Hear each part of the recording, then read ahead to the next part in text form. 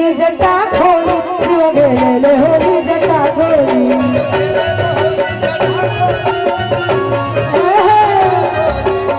गेले होली जटा खोली शिव गेले होली जटा खोली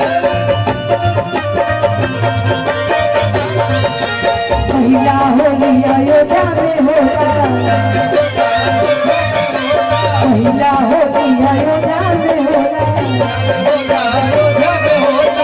अयोध्या में होला तो के होली खेलेला राम सीता के दुई जोड़ी राम सीता के दुई जोड़ी शिव गेले होली जटा खोली शिव गेले होली जटा खोली शिव गेले होली जटा खोली शिव गेले होली जटा खोली शिव गेले होली जटा खोली शिव गेले होली जटा खोली शिव गेले होली जटा खोली शिव गेले होली जटा खोली। आई जाएगा छोटी मोटी लोग उपस्थिति लगाओ जो बहुत सारा हो कॉल कटिया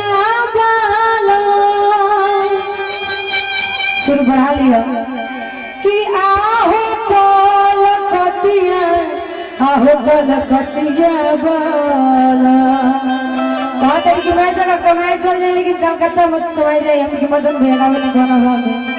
आवे के बाद कि आहो कॉल कटिया बाला कहता नी मान रही हो आहो कॉल कटिया बाला कहता नी मान रही हो आहो कॉल कटिया बाला आहो कॉल कटिया बाला आहो कॉल कटिया आहो कॉल कटिया बाला आहो कॉल कटिया बाला आहो कॉल कटिया आहो कॉल कटिया बाला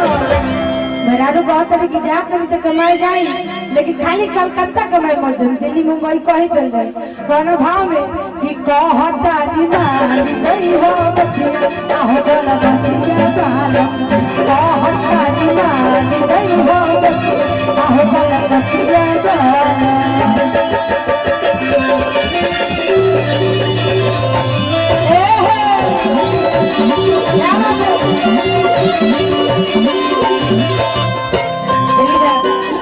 प्रधान जी के तरफ से बहुत सारा आशीर्वाद है प्रणाम आशीर्वाद की कामना क्या बात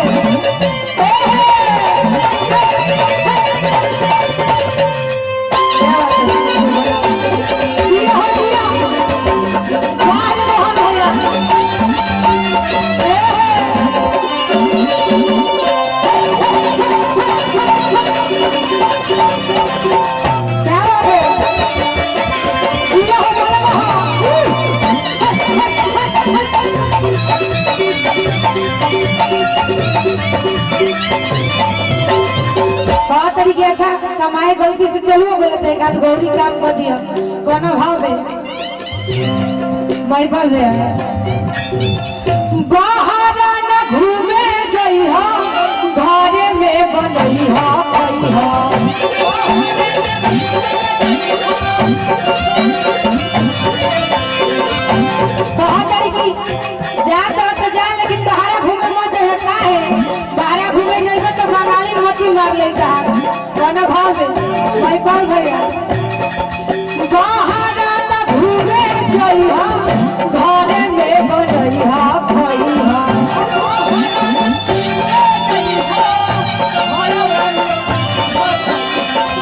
सुनी ना की जादू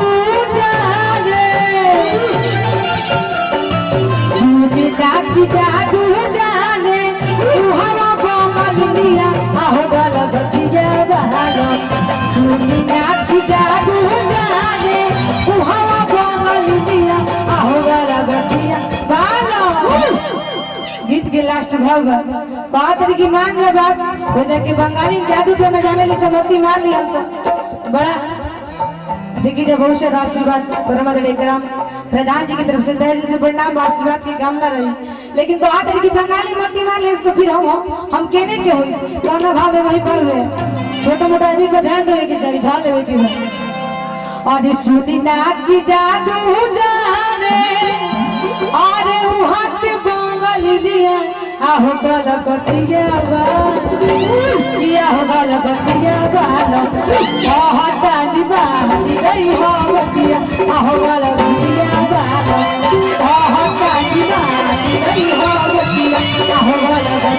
बा